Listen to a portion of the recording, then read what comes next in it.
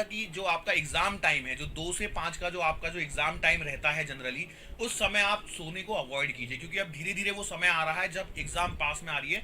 तो आपको सोने को 2 से 5 का जो समय, उसमें बिल्कुल मत सोइए। और कोशिश कीजिए कि आप जैसे जिनके घर में एसी है तो एसी को बंद करके, क्योंकि मैं बताऊं आपको, मोस्ट ऑफ दी जो सेंटर्स आएंगे ना, वो ऐसी जगह आएंगे जहाँ पे बेंच अच्छी नहीं होगी। बेंच में बहुत सारे बच्चों ने वो क्या बोलते हैं, पेन वगैरह से ऐसे गड्ढे कर रखे होंगे, गड्ढे कर रखे होंगे, तो वो अच्छा पेपर नहीं होगा। तो बहुत सारी चीज़ों से आपको सामना करना पड़ेगा। हो सकता है कि आपका सेंटर में आपकी जो सीट आ रही है वो बराबर खिड़की के पास आ जाए, और वो खिड़की ऐसी जगह कि वहां से धूप आए। तो आपको सारे वातावरण की जो भी प्रैक्टिस करनी है, देखो यू आर अ कमांडो, और कमांडो को हर मुश्किल का सामना करना आना चाहिए। तो इसलिए अभी से अपने आप को प्रिपेयर कीजिए, क्योंकि देखो कोई जरूरी नहीं है कि आपका जो सेंटर होगा वहां पे आपको सेंट्रलाइज एसी मिलेगा कि एकदम सुकून से पेपर दे रहे, नहीं। अब धीरे धीरे धीरे धीरे अब समय आ गया बेटा, अब आपको अपने आप को बदलना पड़ेगा।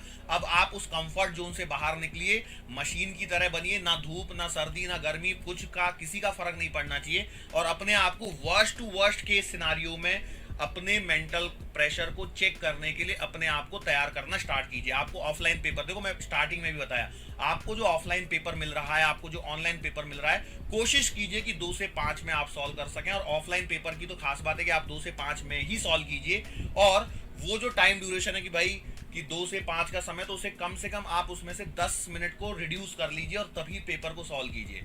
सर ये 10 मिनट किसके लिए रिड्यूस किए? तो बेटा वो ओएमआर शीट भरने के लिए मैं नहीं कह रहा हूँ। क्या होता है ना, जब आप एग्जाम हॉल में भी होते हैं तो जो सुपरवाइजर होते हैं वो आपके पास आएगा, वो पूछेगा भैया तेरा आई कार्ड दिखा, तेरा हॉल टिकट दिखा, ये दिखा, वो दिखा। तो उसमें लगभग 10 मिनट तक का समय वो आपका खर्च कर देंगे। तो आप ये मान के चलिए कि आपके पास में 3 घंटे पूरे नहीं है, 180 मिनट पूरे नहीं है। आप 160 मिनट, 150 मिनट के हिसाब से प्रैक्टिस करना स्टार्ट कर दीजिए अभी। क्या वो समय जब हम 180 मिनट आपको कहते थे कि 180 मिनट में 180 क्वेश्चन सॉल्व करने हैं, बेटा अब धीरे धीरे धीरे धीरे आपको कहीं ना कहीं 150 मिनट, 160 मिनट का एवरेजिंग लाना पड़ेगा। क्योंकि यदि आपको टॉप मेडिकल कॉलेज में पहुंचना है तो उसके लिए आपको मेहनत भी उसी टॉप तरीके से करनी पड़ेगी। तो यही कहते हैं बेटा कि यदि आपको बायो अच्छी बनती है तो आप बायो को बना लीजिए पहले, फिर केमिस्ट्री को बना लीजिए, फिजिक्स को लास्ट में रख दीजिए, कोई दिक्कत नहीं। लेकिन फिर भी है ना, पहला ही क्वेश्चन आया, डिफिकल्ट आया, तो उससे हथियार नहीं डालने। मतलब बस ये ध्यान माइंड को देखो, क्या होता है ना, कई बार ऐसा होता है कि पहले 4-5 क्वेश्चन ही डिफिकल्ट आ जाते हैं। और क्योंकि देखो इतने सारे सेट बनते हैं और हम लोग जो सेट लेके आते हैं, कई बार ऐसा होता है कि हमारे सेट में पहले क्वेश्चन इजी होते हैं, तो वो फर्क पड़ता है। क्योंकि देखो एट द एंड होता तो सर वही है कि जो एग्जाम के टाइम के जो 3 घंटे वही आपका डिसाइड करता है, वही डिसाइड करता है कि आपको कितने नंबर आने वाले। उस 3 घंटों में यदि आपने अपने आप को शांत नहीं रखा, आपने अपने दिमाग को शांत नहीं रखा, आप प्रेशराइज हो गए, तो ये परेशानी जरूर होगी। और हम लोग मॉक टेस्ट क्यों प्रोवाइड कर रहे हैं? इसीलिए प्रोवाइड कर रहे हैं ना सर, ताकि बच्चों को वो हैबिट आए, वो आपके हैबिट हो। अभी भी बेटा आपको समय, आप घड़ी लगाए बिना पेपर को सॉल्व ना कीजिए। और 10 मिनट अभी भी कम करके रखिए, 10 मिनट अपने कम करके रखिए। और ओएमआर शीट को भी देखो, मेरा तो मानना ये होता है कि बेटा एक पेज को भर लीजिए, एक पेज के क्वेश्चन सॉल्व कर लीजिए, एक पेज के ओएमआर भर लीजिए। क्योंकि मैंने ऑब्जर्व किया है, एक कोई तो भी स्टूडेंट से मैंने बात करी थी, भरने में भी गलतियां होती है। क्योंकि एक स्टूडेंट के साथ में मैंने देखा है, मतलब उसने बताया था मेरे को कि सर क्या हुआ, उसने पूरा पेपर सॉल्व कर लिया, पेपर पे टिक मार्किंग करके रख ली, और उसने सोचा कि लास्ट में ओएमआर भरूंगा।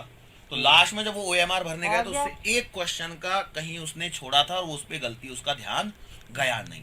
और उस पर ध्यान न जाने के कारण उसके लाइन से सारे क्वेश्चन फिर गलत हो गए, क्योंकि एक छोड़ना था वो नहीं छोड़ पाया, पूरा गलत हो गया। लेकिन इस केस में यदि आप एक एक पन्ने के क्वेश्चन 10-10 या 20-20 क्वेश्चन के हिसाब से यदि स्लॉटिंग करके करते हैं, तो कहीं ना कहीं मुझे लगता है कि यदि बाई चांस यदि गलती हो भी गई, बिल्कुल सही बात, तो कहीं ना कहीं आपके पास में एक स्कोप रहेगा कि आप अपनी गलती को सुधार सकें। तो ऐसा करना चाहिए जैसे एक पेज पे जितने भी क्वेश्चन है, 4 क्वेश्चन 5 क्वेश्चन, उसको कर लीजिए, उसको फिल कर लीजिए, फिर आगे चलिए, उसको कर लीजिए, उसको फिल कर लीजिए, फिर आगे चलिए। क्योंकि वो ज़्यादा बेटर मेथड है, वहाँ पे गलतियों का कोई चांस नहीं है। हाँ, क्योंकि क्या है ना, जब एक एक क्वेश्चन भी करेंगे तो भी आपका टाइम ज्यादा लग जाएगा। एक क्वेश्चन सही किया, फिर उसको एमआर भरने का, इससे अच्छा 4-5 कर लीजिए, फिर भर दीजिए। और हालांकि फिर भी देखो, मैं एट द एंड लास्ट में तो डिसीजन आपके ऊपर निर्भर करता है कि बेटा आप कैसे चाहते हैं, सोच रहे हैं, आप कैसा चाहते हैं, आप कैसा सोच रहे हैं। लेकिन फिर भी मेरी साइड से सजेशन आपको ये रहेगा कि पूरी ओएमआर शीट को आपको एक साथ में नहीं भरना है, मतलब बिल्कुल नहीं भरना है। इस बात को तो आप पहले गांठ बांध लीजिए, क्योंकि एक साथ भरने जाएंगे तो डेफिनेटली गलती हो सकती है। इसलिए अच्छा है कि आप थोड़े थोड़े टुकड़ों में भरिए। और 5 क्वेश्चन 10 क्वेश्चन का जो भी एक सेगमेंट बन रहा है, एक पेज पे जितने क्वेश्चन आपको दिख रहे हैं उसके हिसाब से भरिए, या एक एक क्वेश्चन करके भरना आपको अच्छा लगता है कि भाई कि मैंने यहाँ पे पेपर रख लिया, यहाँ पे सॉल्व किया और जैसे आया आंसर मैंने यही OMR भर ली, कोई दिक्कत नहीं है। गोले लगाने की भी बेटा प्रैक्टिस करते चलिए। अभी होना चाहिए, हमारे से पीछे वाले चैनल आगे निकल रहे हैं, हम पीछे रह गए तो हमको भी बेटा लगता है ऐसा है ना, तो मेरी टीम को बहुत लगता है, मुझे तो कम लगता है, मेरी टीम को बहुत लगता है। बोलते सर आप बोलते नहीं हो, मैं बोलता हूँ बेटा आप सब्सक्राइब कीजिए, लाइक कीजिए, शेयर कीजिए और बेल आइकन को दबा लीजिए। क्या मुझे नहीं मालूम, लेकिन रेड वाला बटन दब जाना चाहिए, ठीक है।